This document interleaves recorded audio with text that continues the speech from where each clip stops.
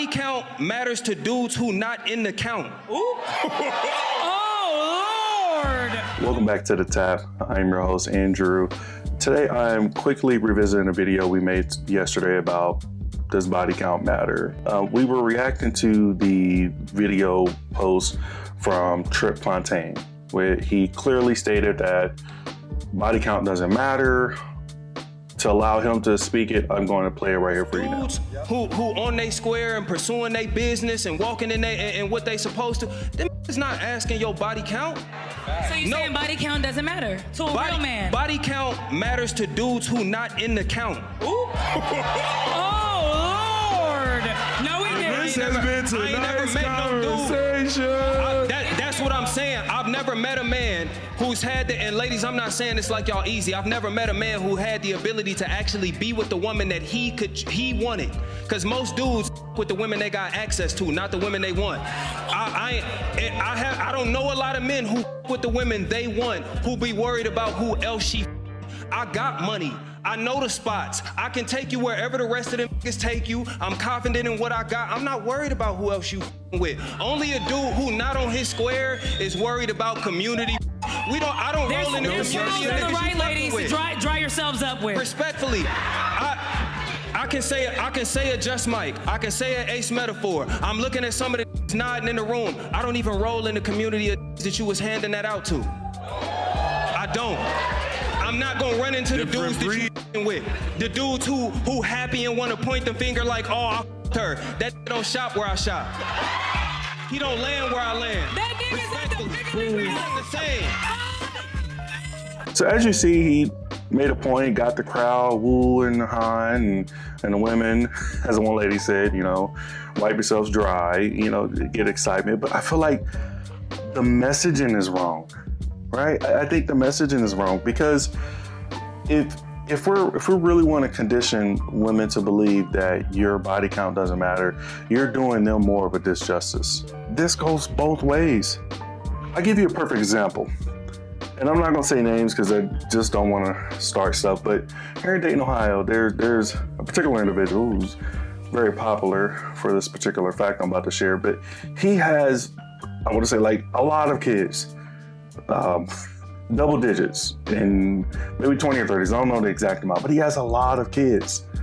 And a woman of value who cares about herself will utilize his history and make a educated decision to not be with that person.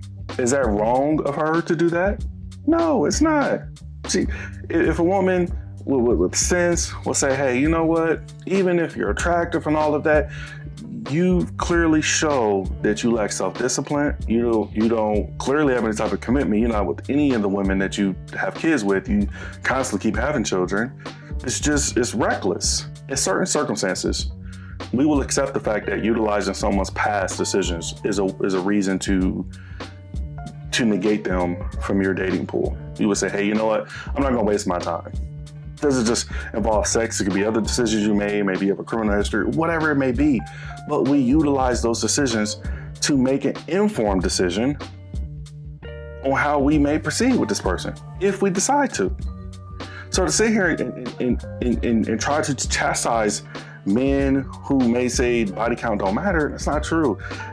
I think it matters more so to men than it does women, and that's a fact, but it does matter to women as well.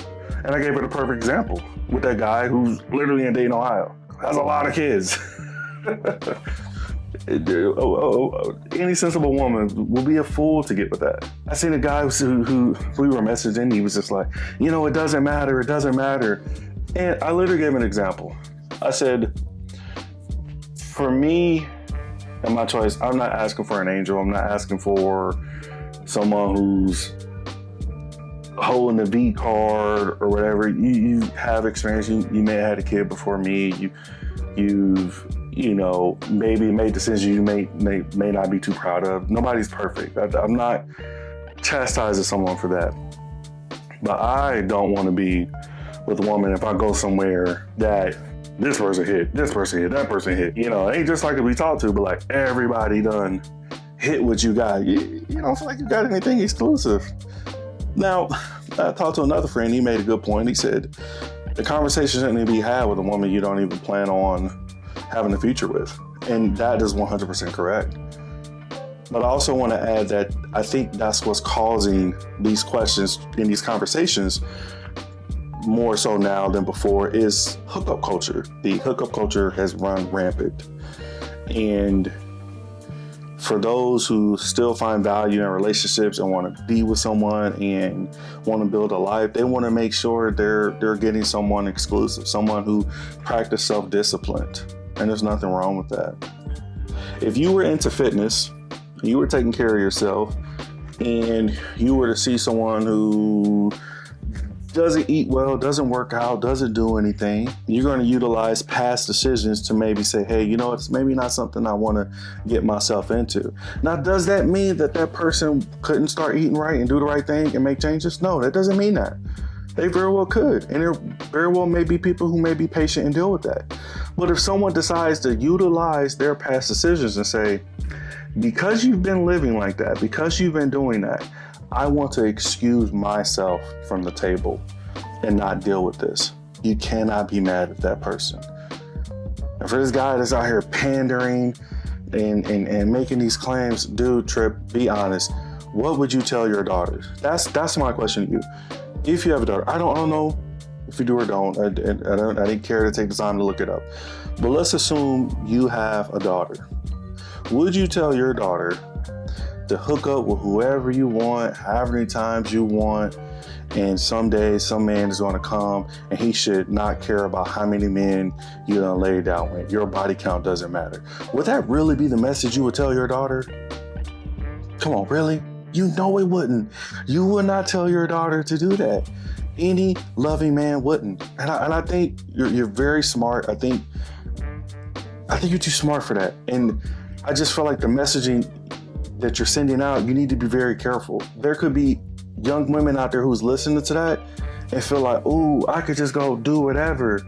There's no consequences. That means that the man who maybe is concerned about what I'm doing he's a lame, he's a loser. I know that could be the man of your dreams. That could be the man that God has for you. But because you was acting in a manner that's not conducive for what a wife should be, he chose not to be with you.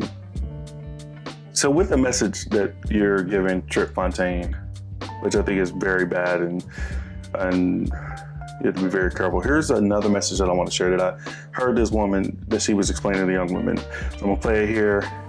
This is what you should be sharing to your audience. So there's a lot of women asking, where do you meet these guys that pay the rent in full? Where do you meet these guys that pay the rent in full? You met him. He just doesn't drive a really fancy car. You met him. He just wasn't over 6 foot. You met him. He just wasn't the best dresser. You met him and he may have said something awkward on the first date. Those guys are at work. Those guys will look you dead in your eye and say, yeah, I know you want a 6-bedroom house. I understand that, but for right now, while I'm going through this program in school, we're going to be in this 1-bedroom apartment. Those type of dudes are not going to pay $300 on the first date for a meal. Those type of dudes aren't going to go out here and buy you a purse just because you're cute. These type of guys are going to go on vacation, but baby, there will be some planning involved. And somehow, somewhere, got it twisted that unless a man can be spontaneous and do whatever you want at the drop of a hat, then that means he's not capable of taking care of business. Those type of men take care of business. It's just, they're boring. They're predictable. They're routine. They will not give you any and everything that you want, which a lot of women don't like being told no. They will compromise.